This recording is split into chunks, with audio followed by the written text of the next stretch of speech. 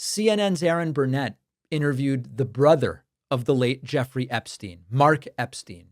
And Mark Epstein, he was just super clear. Nothing he says is new, but it reinforces the idea that these two were way closer than Trump wants us to believe. And there's no question that there's a concerted effort to keep Trump and Epstein distant. It doesn't mean necessarily that Trump was a client of Epstein or was involved with these underage women. It might, but it doesn't necessarily mean that. But the first layer argument, which is they barely knew each other, seems very much not true. Listen to this. Mark, from what you know, from what you saw, how close was your brother to Donald Trump? They were very close. They were good friends. Jeffrey used to sometimes tell me things that Donald said that were funny. I know Donald was in Jeff's office a lot back in the 90s. It's documented that Donald flew on Jeff's plane a number of times. I don't know if they ever checked, but I know Jeff flew on Donald's plane also. I don't know if they've ever looked at his flight logs. And they were good friends. I flew on Jeff's plane. It's known I was on a plane in 1999, flying up from Florida, and Donald was with us. And we were all joking around. They were good friends. So, tell me about that. I know there was something on that flight that you remember about your brother and Trump. What is it?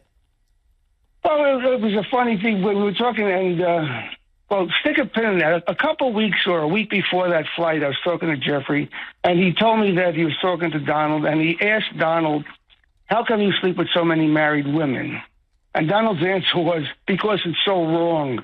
But the answer is not the poignant part of the story here. That's right. The question is the poignant part. Because for Jeffrey to ask him that question, number one, he would have to know that Donald slept with a lot of married women, and he probably got that information from Donald. But he would also have to have a close enough relationship to be willing to say that. And it also, implies a confidence. That's not the kind of question you ask a casual acquaintance. How come you slept with so many married women? That's a question you ask a good friend that you can get away with asking those kind of questions. That's right. So that gives you an idea of how friendly they were. Listen, being friendly with Jeffrey Epstein is not proof of anything.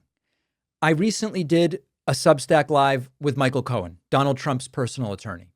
And Michael Cohen has been very clear since leaving prison about allegations that have been made which he has knowledge of, and allegations which don't have which don't relate to anything that he experienced. And he said to me, and he has said elsewhere, in the time that he worked for Trump, he never saw Jeffrey Epstein. He had no awareness of Trump being with Epstein, no planes, no nothing. He admits that was after the time during which that stuff was alleged to have happened.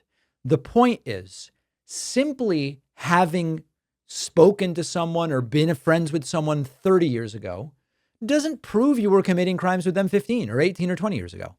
The issue is that the panicked nature, Ghislaine might testify. No, try to stop that. They're going to try to put out this information. No, don't put out nothing. And when the pressure gets too big, well, put out just pertinent parts of grand jury testimony, which, by the way, still haven't come out, and maybe they will, maybe they won't. But then they're preparing to throw Pam Bondi under the bus and saying, listen, Trump said put it out. It's Pam Bondi who didn't publish it. You don't behave in this way if you are innocent. And so I don't even think that, certainly not in a legal setting, what we know so far, what we know for sure about Trump and Epstein, does not prove the worst theories about it. But the degree to which they are trying to cover it all up and smother it and change the subject and distract, that is not the behavior of innocent people. That's where my mind is at right now, trying simply to follow the facts as far as we can.